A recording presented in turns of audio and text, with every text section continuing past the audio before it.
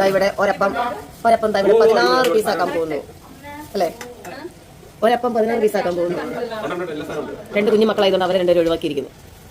ബാക്കി 16 പേർക്കായിട്ട് ചേച്ചി ഇവിടെ വീതിക്കുന്നു. ഇതാ അത് നോക്കി നിൽക്കുന്ന മനോജേട്ടൻ അപ്പു.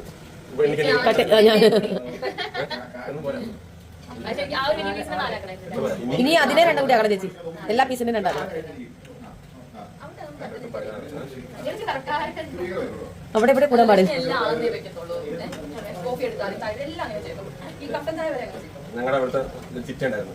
ആരെങ്കിലും ഗസ്റ്റ് വരുമ്പോൾ 8 4 പേർക്ക് പോയി ആടിന്റെ പാലിന് കറണ്ട്